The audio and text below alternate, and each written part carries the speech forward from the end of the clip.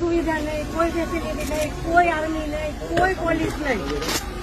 જયારે મોટા મોટા નેતા આવે કોઈ વીઆઈપી માટે પાછળ કેટલી ગાડી, ઉપર હેલિકોપ્ટર શેનાથી હાલે છે? ટેક્સ પે કરે છે એના ઉપર નથી. વીઆઈપી માટે જે સર્વિસ છે એ આ લોકો માટે કેમ નથી?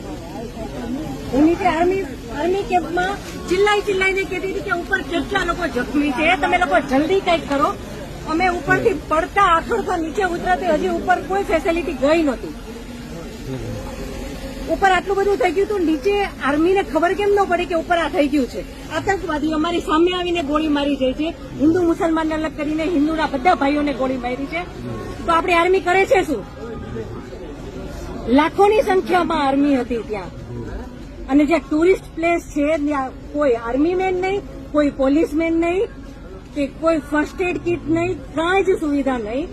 એમાંથી એક આર્મી મેન એવું કહે છે કે તમે લોકો ઉપર ફરવા શું કામ જાઓ છો? હવે તમે મને એ વાતનો જવાબ દો. જો આ રીતનું હતું તો તમે અમને જવાબ શું કામ દો છો?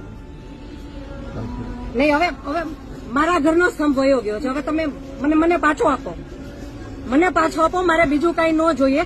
આજ પછી કોઈ દિવસ કોઈ વોટ જ નહીં કરતા. જો આપણી ગવર્મેન્ટને પોતાની જ સુવિધા રાખવી છે, તમારા પાછળ કેટલા વીઆઈપી હોય છે, કેટલી ગાડીઓ હોય છે, તમારો જીવ છે.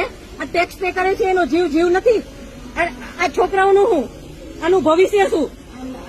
આને ડોક્ટર બનાવી છે, આને એન્જિનિયર બનાવો છો, હું કઈ રીતે બનાવીશ? નહીં, મને ન્યાય જોઈએ. મારા છોકરાનું ફ્યુચર ખરાબ ન થવું જોઈએ. આટલા વર્ષની સર્વિસમાં એને ટેક્સ તમે કટ કરીને તમે સેલરી આપો છો ને, અને ઉપર જતા અમે કઈ પણ વસ્તુ ખરીદીએ છીએ, ક્યાંય જઈએ છીએ, ફરીથી ટેક્સ, ટોલ ટેક્સ, બધા ટેક્સ તમે અમારી પાસેથી લ્યો છો. તો મારા ઘરવાળાને જયારે જરૂર હતી ત્યારે કોઈ ફેસિલિટી નથી મળી. મને એનો ન્યાય જોઈએ. તમે લોકો અહીંયા જ રહ્યો, તમે કહો મને કે તમે શું કરશો એના માટે.